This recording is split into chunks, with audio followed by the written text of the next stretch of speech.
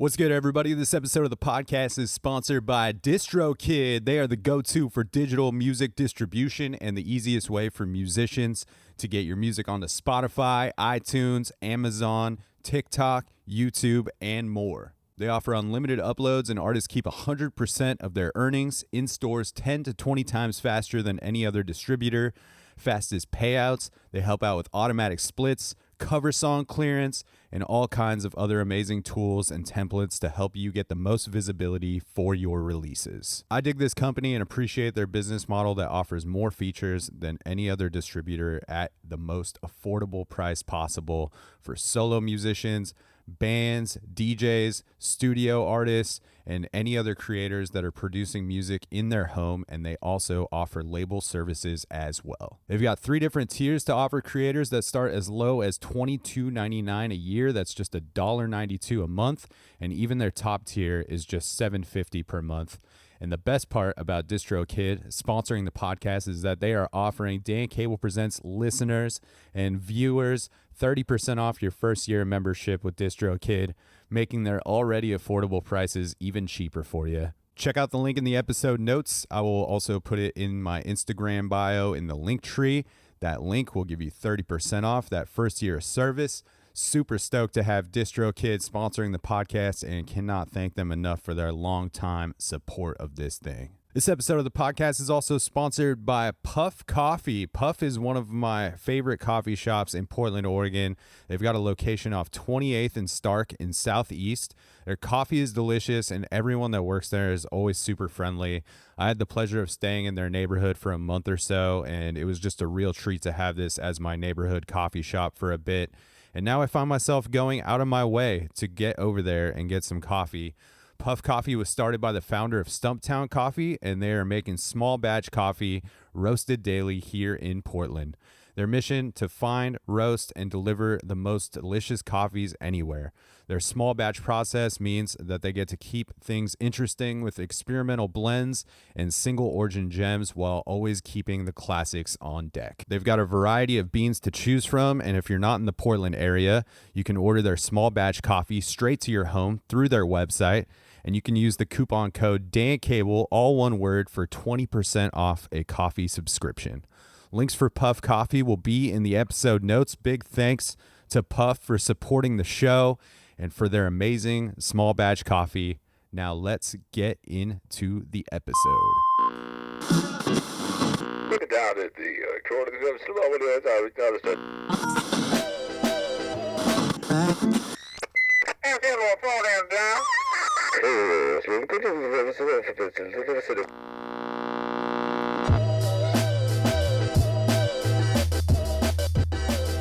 What is happening, everybody? Welcome back to another episode of the Dan Cable Presents podcast. Thank you for tuning into the program once again.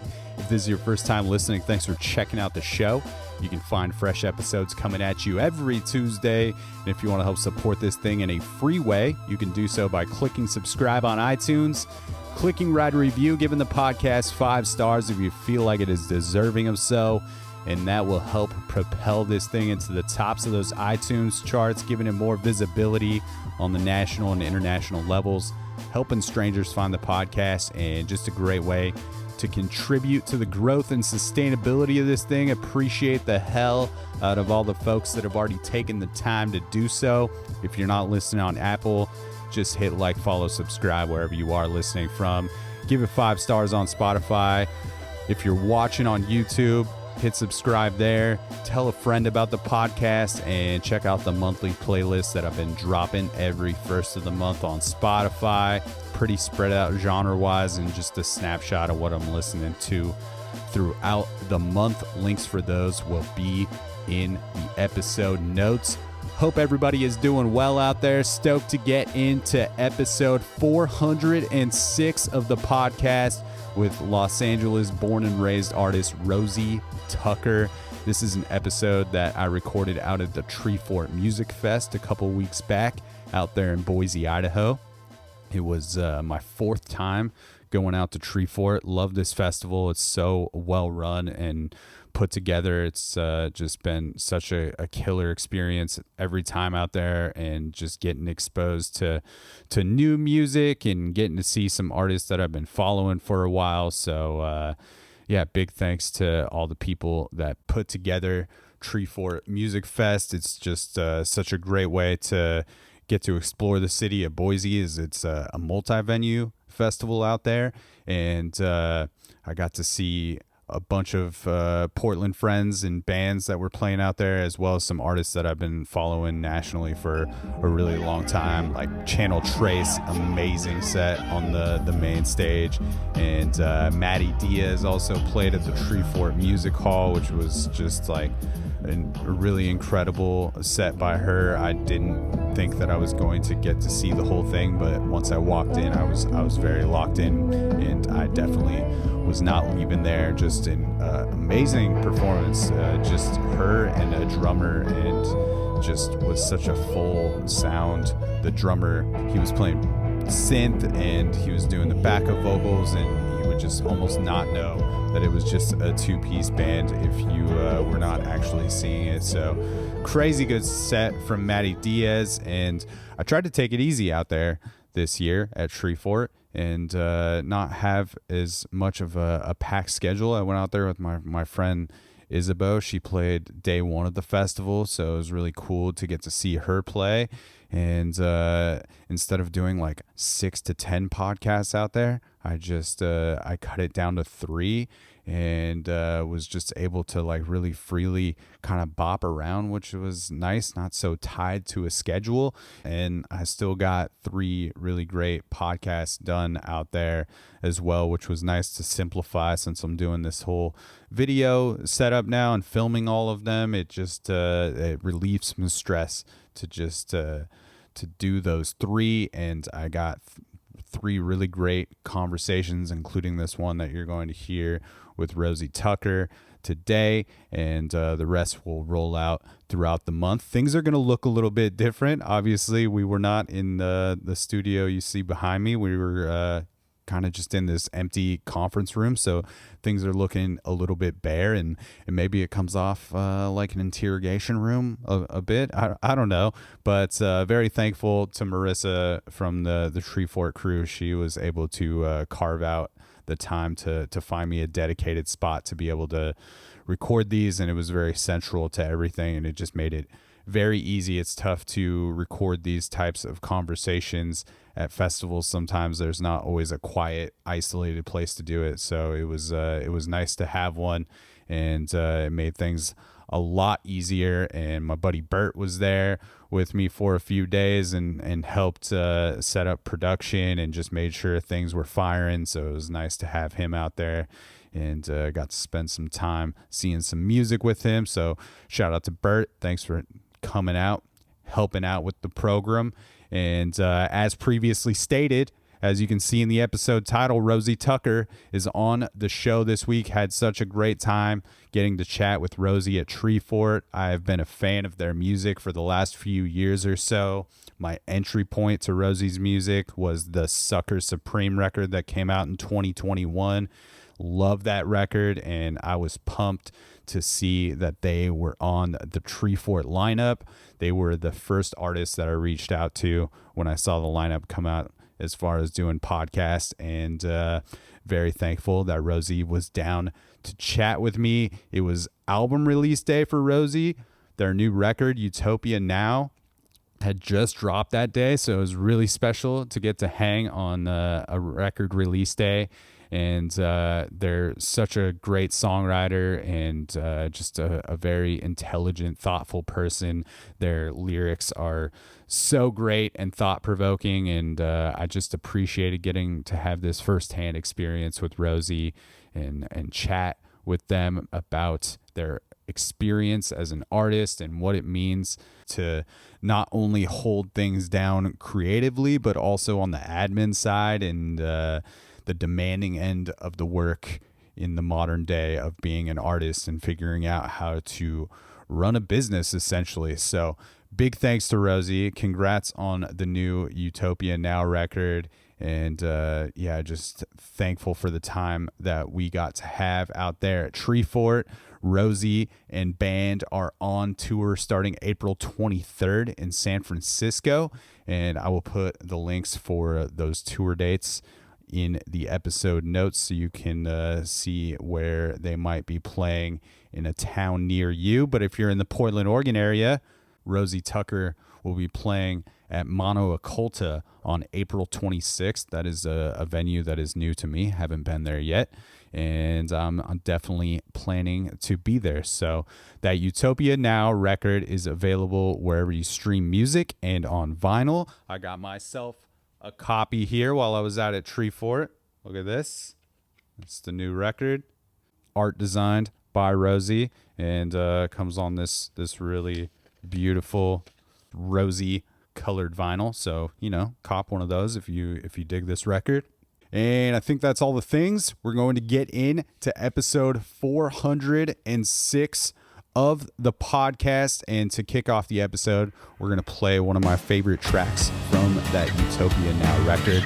This one is called Obscura. Let's do the damn thing.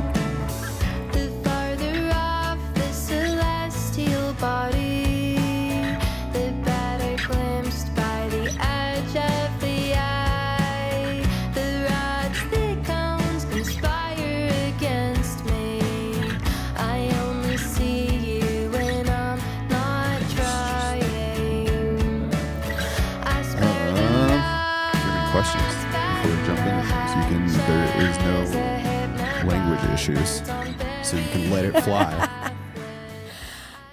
I'm good to go then. Yesterday was also very great when you realized that you said fuck like on a live broadcast, but then you played the Louisville Slugger song like immediately after that, and I was like, yeah. I have never ever succeeded at not cursing on a live broadcast I've ever participated in. With this record, we keep having it happen where they're like, hey, we would love to perhaps play this song on our radio station. Can you go and get a master made of a clean version? It's happened 5 times. And it was like, and then we missed one actually. We just figured out, me and my partner who work on this stuff together, like that the title track of the album, I say, no, on one of the songs I say bitch ass, and he was like, I didn't even flag it for Spotify. Like, I didn't even, so yeah. Yeah, the wild thing about that is like someone actually has to complain for it to be an issue. Like I do this radio spot back in Portland where I get to play a local artist on mainstream radio like every Thursday. Oh, cool. And I'm usually like very careful about like what gets played, and one slipped by one time and I was just like, oh, I did not know this song said fuck. But no one caught it, so cool. It wasn't an issue. I was like, cool, I'll get to continue to do this, I think. Subversive. But stoked to chat with you. Yeah, thank you for having me. Yeah, it feels extra special to get to chat with somebody on an album release day, because I know how much work goes into something like that. So it feels like a fun day to get to chat with you. So congrats on putting out another record into the world. And I've had, I don't know, the last week or so to sit with it. Yes. Get familiar with it. So I'm excited to chat with you about that. And but before we dive into the present and this new record, take me back to the early days of music. Like what do you remember, like early memories of music, either as a listener or a player? I mean, I had like piano lessons as a kid. All right. And I think I was kind of very eager to go off book and start making things up pretty immediately. And then I was like a super, super band geek in my middle school time. What did you play? I played the trombone. Okay. Which is a hard band geek instrument. Yeah. It's like you can't really even conceal it from your peers. You're like walking around with a very large brass instrument at all times. It says, I am not one of the cool kids. I will not be joining a sports team. Did you like it? I loved it. I think it's a beautiful instrument, and I think that learning a instrument that relies on breath was really important for melody writing. I think you can tell when someone has started on like a guitar or a piano and that they will write melodies that are just kind of like too many notes forever. Yeah. But when it's a breath-oriented instrument, it's you're more likely to create something that feels like speaking because the natural limitations are kind of built in. So yeah, I think trombone is cool. Do you feel like that taught you a lot about like playing with an ensemble of people too, like taught you a lot about music at an early age and just figuring out how to fit in amongst a large group of people playing music? I certainly feel that way, especially the trombone is a sliding pitch instrument. And so developing the ear is so important. And blend. All of these things correspond very nicely with singing. Yeah. And then later I was like in high school, I was playing bass guitar in bands a lot and in one band a lot. We were very dedicated. And I think that the bass is also an instrument that is so communal. It's the glue between, our harmonic section and our rhythm section. And I truly miss participating more in like an ensemble format. It's really, really fun to play and sing my songs. It's satisfying and, it's very satisfying. I promise I've done this before. Like 400 times I've done this podcast. I feel like how relaxed you are indicates you have done this before. I feel like hypervigilance is the province of the new. and mistakes are the province of the veterans, But yeah, I love playing music with other people, and I kind of miss the experience of not being the center of what is happening musically. Yeah. Yeah. Seems to give you like a different perspective when you get to do those things and maybe free in a different way. You can relax. The center of everything. Yes. Did you keep up with it sounds like there's often some piano happening like on the records, or at least maybe you're still using that as a writing tool? Kind of returned to it a little bit on this record. I'm not, as an instrumentalist, I feel like my major shortcoming is that I will get good enough to write the songs. And so I am not putting in enough hours. Like this year, I had my childhood piano, like my parents for a birthday present, I guess about a year ago, had it moved to where I am now. And I learned like 2 pieces of written music, like 75% of the way. And I was like, cool, enough studying. Like I'm going to block chords, songs now. So it's in there, but everything gets eaten alive by the songwriting habit musically. Yeah. And you gravitated towards the songwriting pretty quickly, like moved away from, learning the covers or things like that and just kind of jumped into your own expressions pretty quickly. Yes. And I think that's why I really need to be in a band of some kind where I am not writing if I'm going to actually be a good musician, because it's too tempting. It's too tempting to make things up. And then I only get good enough at the instrument to like be making up my songs. And then I only get good enough at playing the songs. This with tour is an exception. Tour is very important for that. But I only get good enough at playing the songs to be able to record them. And I always feel like I am just like at the edge of my own abilities. I never feel like I'm relaxing into anything ever. Yeah. Just addicted to the songwriting. Yes. Yes.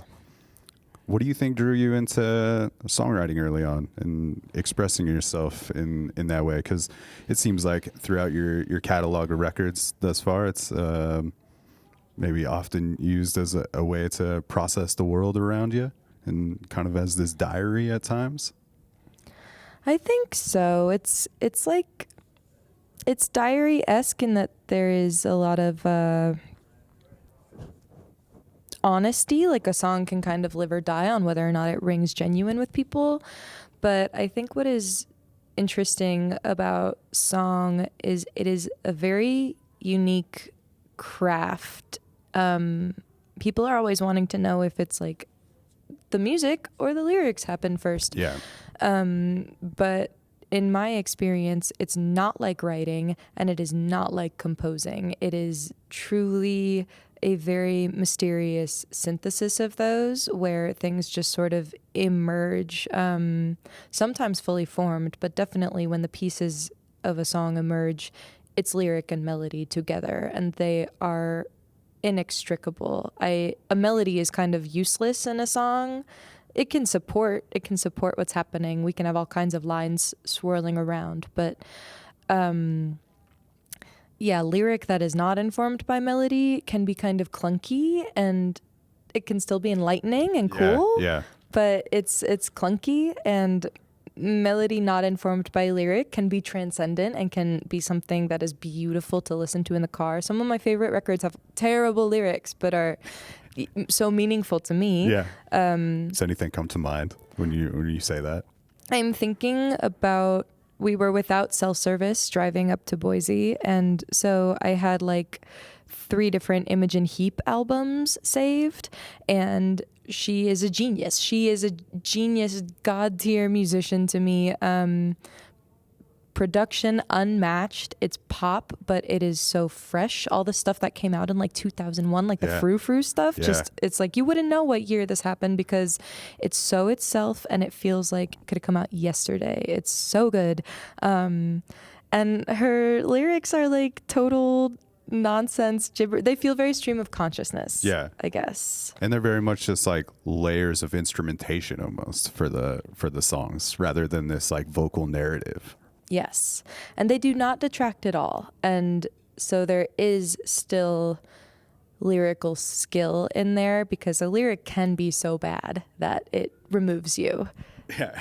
But yeah, it's not exactly about the poetry, or rather her musical genius is infusing poetry into very simple sentiments. And like in listening to that music as a young person, I did not find it to be lacking in any way. I felt very moved by her lyrics, but the music gave it that. It's kind of like the music and the language are like either giving or pulling, resting on each other the whole way. Yeah. So there's not like a whole lot of time where you're just sitting down and writing lyrics? Not at all. And I'm very, I'm kind of a frenetic, frantic person. And I get frustrated pretty easily, I think. And so I've learned at this point that I'll sit down and I'll write for 15 or 20 minutes. And then I'm like, fuck this. Like, I'm done. I hate this. I hate art. I hate everything. And then you do that enough times and something catches. And then it's like, okay, I can spend 4 hours now. Like there's enough of a thing here, you know? Well, it's like also like knowing when you're exhausted with the thing too. Like it doesn't seem fun to create art when you're frustrated with it, you know, and forcing yourself or trying to force something out when it's not happening, like makes it even more frustrating. And I know that you made this record like in your home studio this time around, right? So I'd imagine that gave you more freedom to just kind of go at your own pace too, and not have to be like locked into a studio and being like, we have 10 hours today. Everything needs to happen in this day. It is so beautiful, and for this record in particular, where I feel there was a lot of I was really wrestling with the concept of continuing to try and do this artist project in a dedicated way. So having the privilege of not having there be this pressure on it was so beautiful. And most of my records have been not done in paid studios. It's been in, a studio where someone is working a job, and so we can use time there. we've done a lot of recording at home. All of the vocals on Sucker Supreme were recorded in an apartment, like in a closet, and it was the summer and we had no AC, and we had to create baffling with like pillows and blankets. And so I was just like sweating. I feel like there are very few overdubs. There are very few harmonies on that record. And I think it was just a due to global warming, honestly. It was too hot. Yeah. I'm not going back in to do any harmonies. Exactly. Have you always felt pretty comfortable in the recording of a record as far as capturing vocals, or is it like take something to turn it on for you? Or like when you were talking about earlier about getting frustrated, like do things need to feel right for you to be like, today we're going to record some vocals, or are you pretty good at kind of turning it on at any time? There are physical limitations, and I do want to share about this because I don't know if people ever talk about it, but like people with menstrual cycles, like it's very impacting of what I am able to achieve physically singing. So that was a limitation we were working around. But for me, the recording process is it's most frustrating in the beginning of my part of it, where I'm recording rhythm guitars and bass. I think that the metronome is so unforgiving. We're on the grid. Even if it's something I've played live a million times, it's very difficult to not be obsessively perfectionist. And it's kind of the most boring part. Yeah.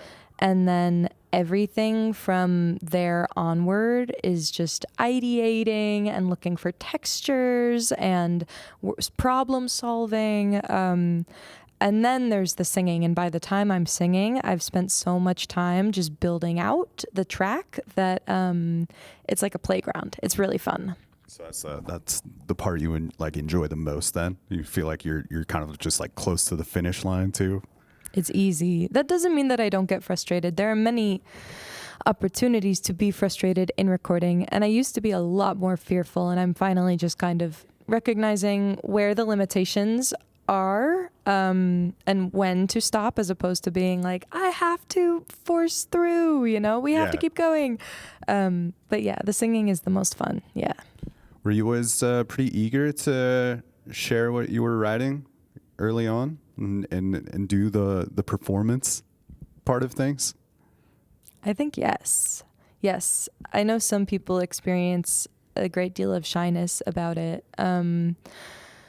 But for me, the feeling of having completed a new song is like, there's nothing in the world like it. And having, it's like I'll come to a place where I'm like, okay, I think this is done. I think this is a song. And then I will play it just on loop physically myself for hours, just kind of working out exactly, you shave a syllable here, you articulate something different here. And then the feeling of like, okay, I'm ready to show people is, it's very, very good. It's very vulnerable as well. And I don't even have as many opportunities as I once did, since now when I'm performing, it's generally with a band and in a more kind of structured and planned way. I'm not just like running around with an acoustic guitar. Yeah. But yeah, it's a great feeling. Yeah. So like yesterday when I saw you play at the record store, you did this solo set. Does that feel even more vulnerable than playing with a band? It's so much more vulnerable. There's nothing between you and the audience, and it can lead to some amazing interactions, but it also, you have to be kind of constantly reading, like, okay, just because people are not being loud doesn't mean they don't like what's happening. Sometimes there's like a respectful watchfulness that is actually, people are having a really good time, but they're just making no noise. But for me, it feels like, holy shit, everyone hates me and I am amplified and I have no choice but to continue subjecting these strangers to myself. Like that is, yes, it can feel vulnerable. Is there maybe some extra freedom in not having to be strapped to a set list in those types of environments, though? Yeah, it's freedom to give into my most chaotic impulses. And when I was younger, oh my God, I would never practice for anything. And I would just it was no plan. It was no plan. And it was so scary. And I would come away sometimes feeling like almost physically high, like elated if things went well. And if things didn't go well, just the self-esteem was like, it was brutal. So I think there's a lot of freedom and stability for a certain type of person who is not prone to stability. Yeah. It can be liberating to not be subject to my own chaos. Is it, how do you feel like the live show has developed over time for you, with where you're at a few records deep into this and all your experience of playing bass in bands and fronting this band? I feel like it is getting more fun every show to play with a band. And I won't be using the setup at Treefort, but I've recently started incorporating some synthesizer and like other kinds of textures. And so it has been really exciting to kind of be trying to keep things light and like dense and like, okay, we're 4 people, like we're not bringing a keys player, we're not gonna try and be like a pop band, but what can we as musicians work out with one another in this space? And I think that that's where tour is really magic as well, because you start to be able to catch on with the other people, and then different patterns and things start to emerge where it's like, oh, maybe there's a kick pattern in the record that is just there, but then on tour everyone starts to notice it and like create something new together there. You get to like really figure out how the record should be played live and these songs. Exactly. Grew up in Los Angeles? Yes, the Valley, 818 represent. Brody Stevens. I'm curious, and like pretty religious family you grew up in, right? Yes. I'm curious how you feel like growing up in Los Angeles, and you're still there now. Mm-hmm. Growing up in Los Angeles and coming from a religious family, like how do you feel like that has informed your music and what you write? Dan, I really love this question because there is such a strong geographic component to like how Christianity functions in this country. Absolutely. So I feel so much gratitude, and my parents have also shifted a great deal in how they relate to religion, as many people have culturally, kind of as things have become polarized. So I don't need to give the whole denominational rundown of things, but basically I feel like Southern California is interesting because like Orange County is actually kind of the place where so much of the evangelical culture came from. Yeah, it's like the epicenter of that stuff. It's crazy. It is, and we really associate it with like the Midwest or the South. I think the coastal liberals think that it's all happening in the middle when it is not at all. I mean, there's like, a think tank in Colorado Springs, Focus on the Family or whatever, like it's nationwide. But yeah, so much of that history is SoCal. My parents met in Orange County when my dad was a Marine and my mom was like a party girl. Christian party girl. Very Christian, very partying is my impression of that. But so I feel really grateful that they landed in Los Angeles because LA and the Valley is just a truly unique place. Lots of people from lots and lots of different backgrounds. I went to Catholic school for most of my schooling, and that was a horrible experience. But so many of the people who were in the Catholic school were from so many different religions. I grew up in a very Jewish neighborhood. There were, lots of people whose families were Hindu or Muslim, a lot of Persian people, just like a fairly multicultural experience for the fact that I was in Christian schooling. And I think that just having that perspective, the school was very controlling, but the students themselves were kind of like, this is not the world. Yeah. And that, I think, enabled me to begin the process of like finding my own freedom and vibe, and also gay. Yeah. So do you feel like you're often processing that stuff through the music and thinking back on those times? I think for a time I was much more interested in it.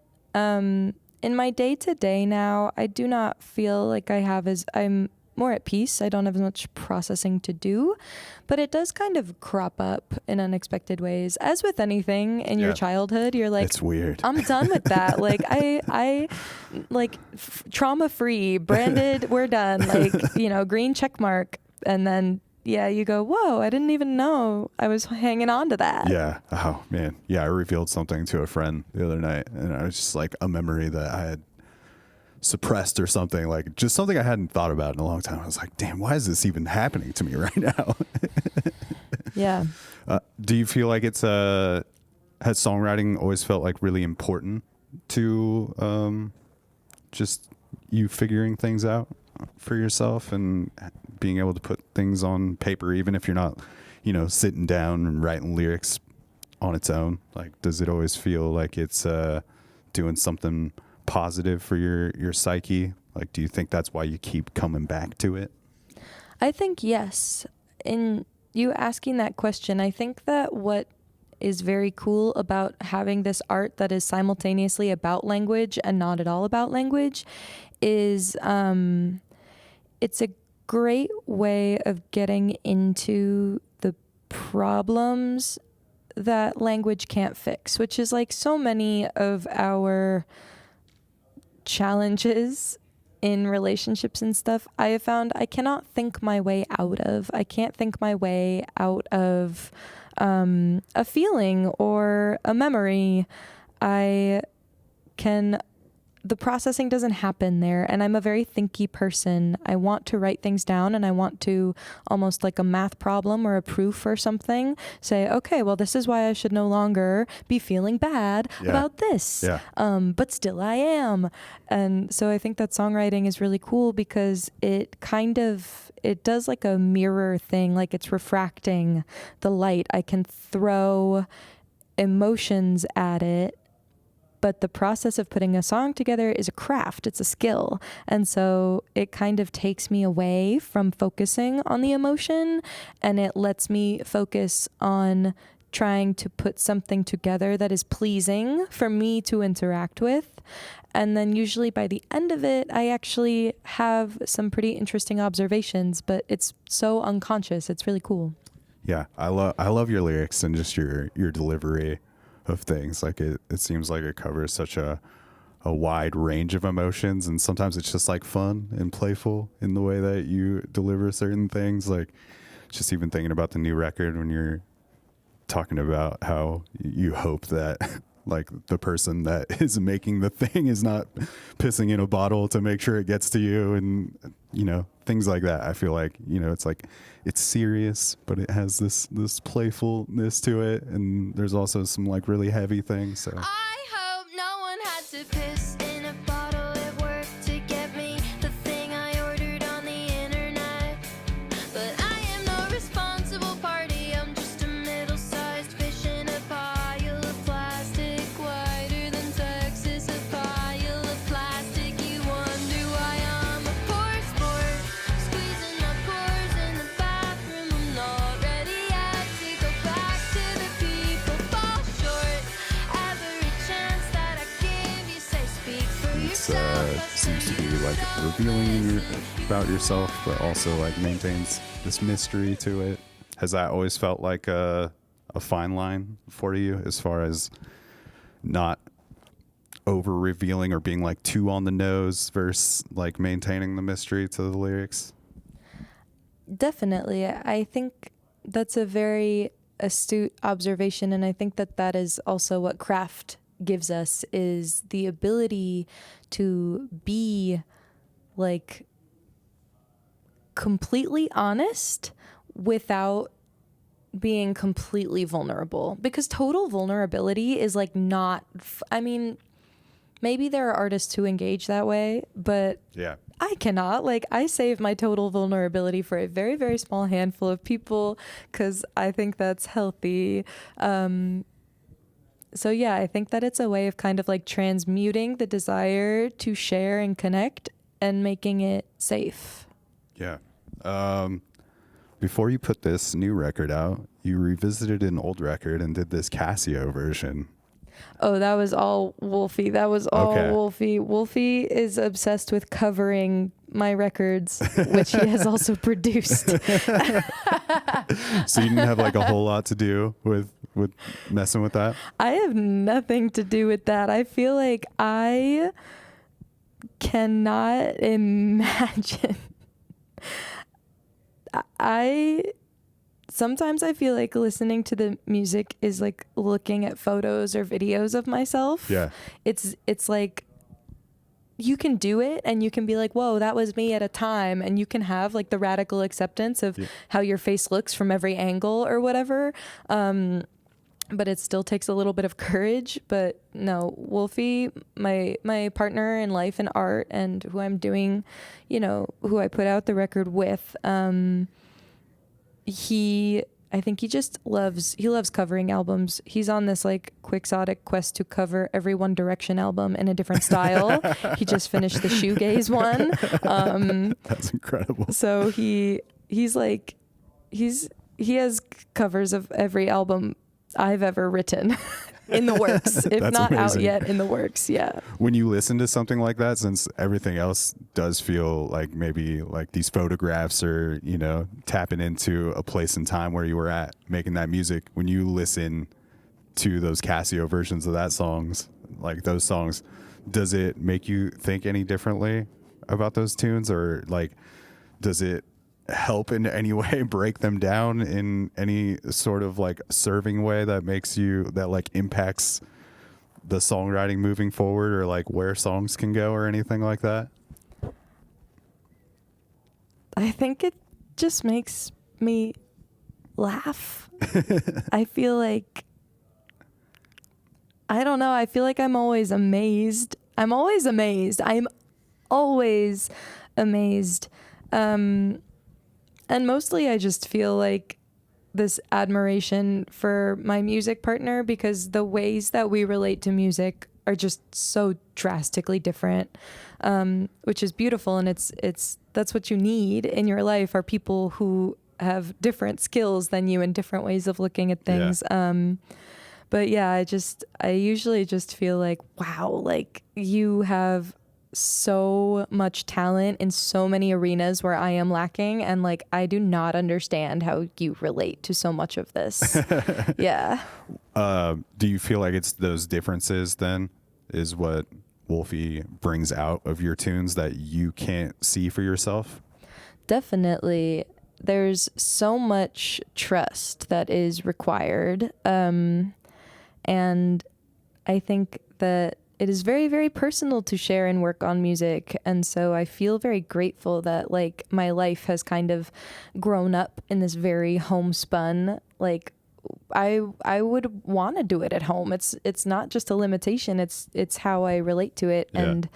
And I think that Wolfie is one of his real gifts is in bringing details that help structure things so that they have the correct arc, like dynamic wise. And so I feel like I have the opportunity to just kind of be relentlessly creative. And if I'm like, I want to put a saxophone on it, then like we have to, because it's my music. And then I kind of feel like when it comes to making it work, it's always collaborative, but Wolfie is just a very talented engineer and is very talented at has a deep love and study of a wide variety of genres, and so is really able to kind of like, I almost imagine this like matrix of all of these different musical, like pop music tropes and possibilities. And it's like a crazy grid that I imagine, or like the fucking Dark Knight Batman surveillance system is like Wolfie with pop music. And he's like, oh, I think that this sound needs to happen here. Yeah. And like, he just can pull it out of nowhere. And he doesn't even always think that that counts as creativity, but like it's massively creative to me. Dude, it's so impressive. Like engineers and producers that are like that. I've been watching a record get made for the last like couple months with a friend, and it's just so impressive to see like what he's able to pull. He's like, you know that one record from 2001, and they do that. There's this specific sound, and he's like, I think we should do that here. And I'm just like, what are you? How do you store all this in your brain? Yes, and also the ability to be working in a very linear fashion, which is so important to like getting a record completed. Like I am a knob turner. If I am left to my own devices, we end up with like ambient music. I enjoy encountering a musical tool, and I know what the knobs do. I can know what this LFO does when I set it in this particular way, but I am not going in with a preconceived notion of what I'm looking for unless I have lost a sound on the instrument and then I have to build it again. Then I can usually get there. But I am very exploratory, and Wolfie is very much specific and looking to go and structure something specific. And so yeah, for me, coming from a blank place and having a vision of what you want to build and then understanding your tools enough to go and build it is just very brilliant in a way that I am not. Do you think because there's the life partnership aspect and not it just being a creative relationship, that there's also this you're able to be more honest with one another and dive deeper into the process? Or yeah, I don't know if that makes sense, but it totally does. And I think that there actually has been in some ways a learning curve around the total honesty that you usually need. yeah. If you're relating to a partner, you need to relate to them in complete honesty. And if you are working on a creative project, you need to figure out how to communicate specifically within the moment so that you can continue working. It's a very different communication style. If I am like in life, I can be very honest about where are my insecurities today with my partner. But if I'm in the studio and I'm like, I just don't think I'm a good guitar player, like then what we are now doing is not recording. We are working through my issues and fears. And so sometimes I am like, I am amazed. I am amazed at how much time we spend together and in how many different facets our lives are engaged and how working it is. It feels very special to me. And I know it's not an unusual type of format. I think a lot of people have these kind of romantic partnerships that are also art partnerships.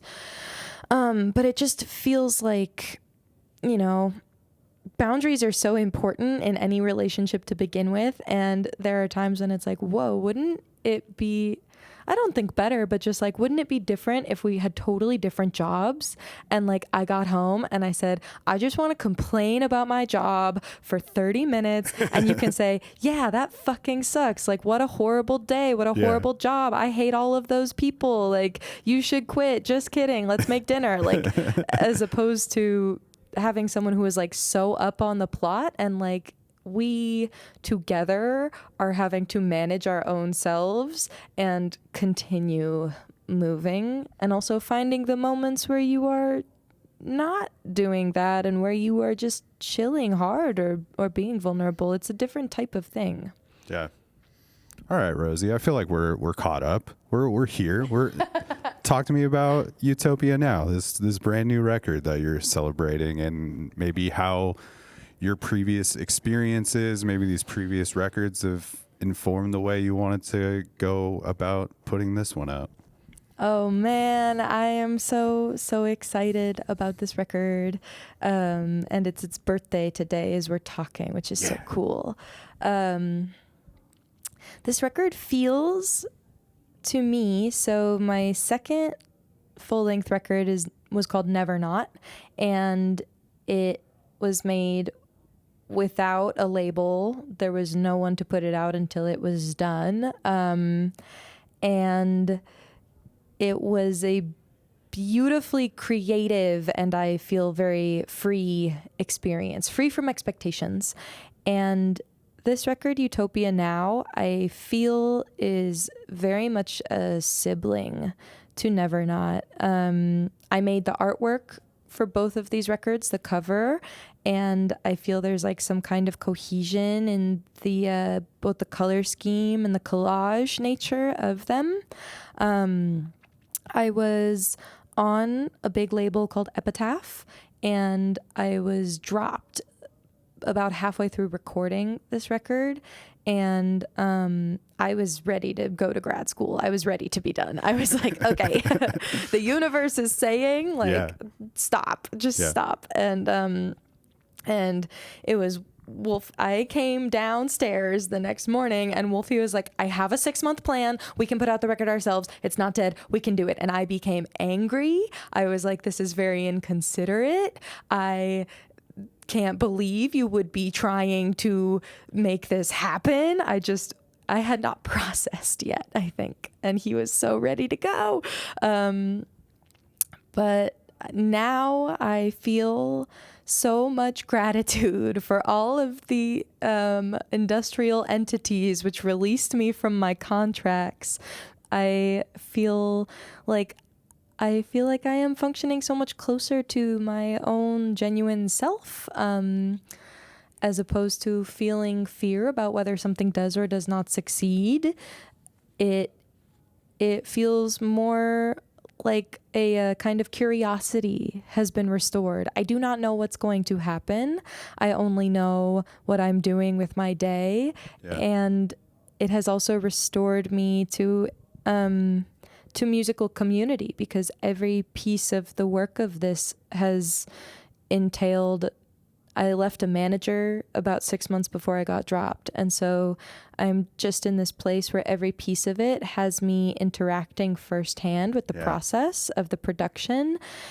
And it has been very beautiful. And I think that coming out of pandemic lockdown times, we all had our communities decimated by not being able to engage in a firsthand way with one another. And so I think that I had kind of that plus some kind of icky music industry type experiences had left me feeling pretty faithless at the idea of like an arts community. But I could not put out this record without help. And so I feel like it just piece by piece rebuilt for me my whole relationship with doing this and with relating to other people through my own art making. It's been amazing. Yeah. Yesterday you even mentioned that you feel so much closer to the process because you are doing everything so independently, down to shipping the records out yourself. So yeah, what does that feel like for you to be so hands-on with all aspects of it?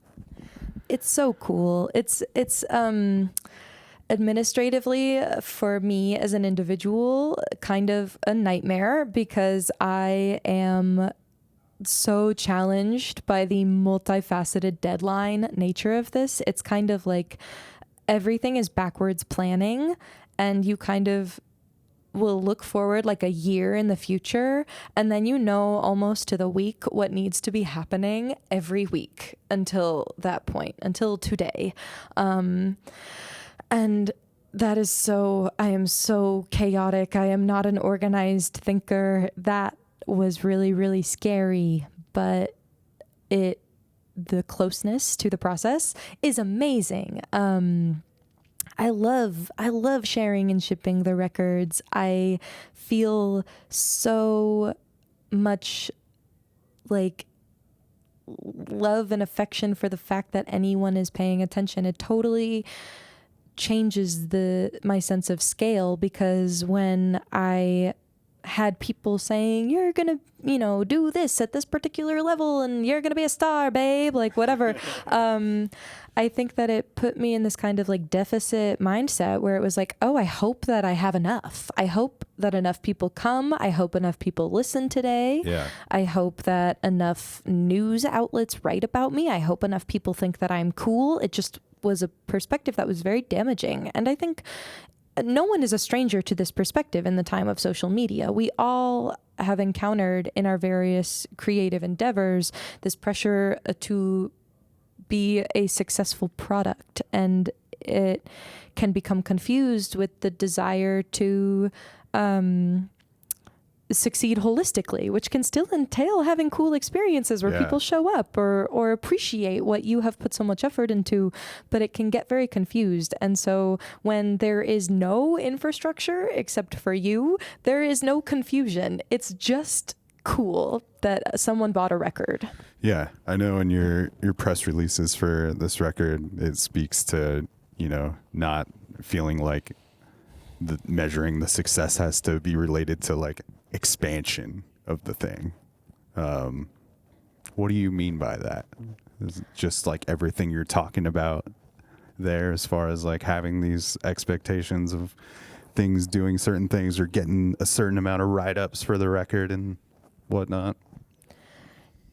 I am talking about that. I feel that in having a music artist project, I am very much inundated with data as a business. So my link tree will say, oh, hey, guess what? Fewer people clicked on your link tree this week than last week. Here's a little red down arrow. Yeah. And it kind of is that over just countless apps and platforms. Yeah.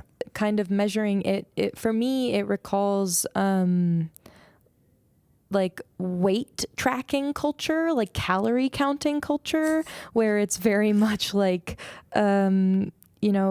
disordered eating culture that says, hey, reduce everything that you're doing to this very simple thing that your brain can catch on, and try obsessing about that and tying all of your self-worth to it. Yeah. Like maybe that will make you feel better.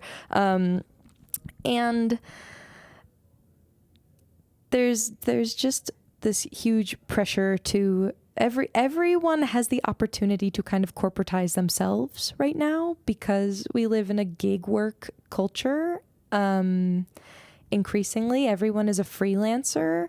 And so just to make your living and file your taxes, you have to be in this kind of other mode, which is it's psychologically very challenging to engage with and to retain what is pure and good about what you set out to do in the first place. I think a lot of people are finding that even their corporate day jobs are unsustainable. At least in Los Angeles, my friends, being a paralegal pays still minimum wage for some people, and they can barely make rent. And so it's like, I guess I'm going to try and be an artist. And what does that mean? It means making as much video content as possible. So yeah, and I'm in a position of like generational wealth, and that has enabled me to for one thing, to pay fairly if I'm engaging labor, which is a privilege actually. Yeah. So that is a really important thing to highlight, because a lot of people do not know how much of a factor that is in successful musicians' careers currently, as I've seen it. So I'm very, very privileged to do this in the way that I am able to do it. But also I think that from that vantage point, I feel compelled to express to people how very stacked against them it is in an art way, because I know so many people who are so talented and so capable and just amazing artists, but due to various ways of being marginalized cannot have certain experiences that they feel like would be very affirming of their art making. And it's not because their art isn't good enough, you know? Yeah, it's tough, you know? It's like, it's not just about making the art. It's about being this small business and having all these resources and constantly trying to put out content one after another. And it doesn't always make it fun. Leads to that frustration. And it's so all consuming as well. Yeah. It leaves very little room for recreating. And I think that a lot of us come to our creative endeavors because they renew us from the other portions of our lives that like suck us dry of our energy and happiness.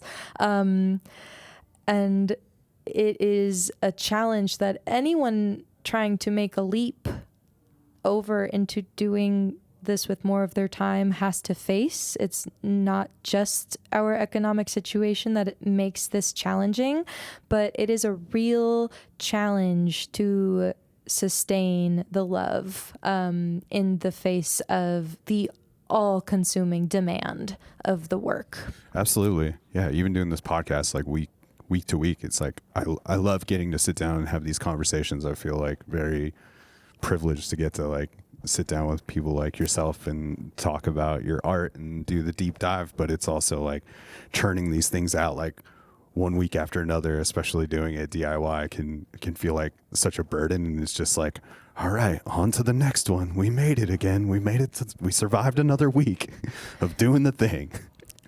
And you saying that is so eye-opening to me because it feels like, first of all, what you're doing is so important to what I'm doing. You and I are members of an ecosystem that is like very interrelated. To have people who are thoughtfully relating to art and transmitting it and helping process it is so vital to any art form. And it is, I don't know, it's sort of sad to think about the fact that all of the people who are so thoughtfully bringing themselves to the art are similarly feeling the squeeze, like, and we just have these like brief moments of like, hi dad, like we're here, we're experiencing our time on this planet together at this brief intersection, and then we can go back to being stressed about our inboxes, you know, like, I don't know. Well, I'm glad we're getting to experience this this time together, especially on record release day. Again, it's very cool. There's a lot of cool production on this record, but Utopia Now, the self-titled track, is the stripped down track on the record. It kind of feels like this demo almost that made it onto the record. Can you just talk to me about the importance of maybe having a track like that on the record in contrast to, you know, the stuff that has a lot of different flair to it and just kind of that raw version of that track on there? Yes. This is another way in which this album is a sibling to Never Not, because on the record Never Not, the song Never Not was like a total, just a night hanging out with a friend. I was like, I have this weird piece of a song in 7 and I want to record it for fun. It was like we had never recorded together. It was someone I was in a band with in high school. And it just felt like this is who the record belongs to, is this little tiny song. And I feel the same with Utopia Now. And I feel like there's something kind of like, I don't know, cheeky and tricky in designating this like little track as the title track. Yeah. It feels like, don't take this shit too seriously. Like, remember what we're doing. We're making up stupid little poems about our feelings and we're setting them to music. And then we're going to spend a lot of effort and time telling people about it. Like, don't get it twisted. This is for pleasure. This is for stupid. Like, who cares? I don't know. Don't forget to have fun. do not forget or you will die. It's one of my favorite tracks on the record. Thank you. Yeah, absolutely. Just to wrap things up, where do you feel like you're at now? Like, or maybe like, where do you feel like you recognize the most growth in your process or your songwriting, or just who you are as a person from when you first started putting out records to where we're at today with Utopia Now? I think that kind of like curiosity about what comes next feels like the biggest, I don't know, like like gold nugget of this process. Finally feeling like just elated at the mystery of my own limited understanding, kind of puts me back in the gratitude spot and enables me to imagine my own creativity in a more multifaceted way. I don't know what I am going to write next. I don't know how it's going to sound. I am, because of this record, more able to make peace with the not knowing, and that makes me a better person to be around. That makes me, in moments of stress, more able to tap into kind of a memory of gratitude and peacefulness, which means that I am, I'm not as tight, I'm not as nervous, I'm able to access my chill more. So yeah, I think that's what's coming, I hope. Right on. Well, thank you so much for hanging out with me and giving me some of your time today. Dude, thank you for asking so many wonderful questions and letting me talk so much. Absolutely. Please, thank you for talking so much. That's all I can hope for in these conversations is that the guest has something to say. And it's fun to get to know you beyond just listening to your records. I've been a fan since Sucker Supreme came out.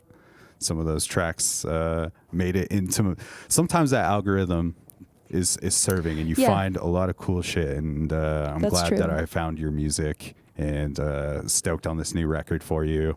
I'll make sure to put all the links in the episode notes so people can keep up with you. And Rosie, we end every episode with the guest saying the tagline for the show, which is "It's a program." And it means absolutely nothing. It's just the way my grandfather says the word program. Like when he's talking about the news, oh, turn on the news program. Or like if you're in school, oh, what school program are you in? It's just a goofy way to end the show. It's also the one time I'll ask you to look into that camera and you can deliver this "It's a program" however you would like to. Okay. It's a program. They nailed it, everybody. It's Rosie Tucker. Brand new record, Utopia Now, is out on all the things. Pick up a vinyl copy. I got one yesterday. Rosie signed it for me. And stoked to put that on my turntable. And that's all the things. That's the Jelly Jams. And we will catch you on the flip side at Treefort, Portland, Los Angeles, wherever you're listening from. Cool. We did it. Never get accustomed to contact, 'cause anything's a poison in the right dose, and everybody bites when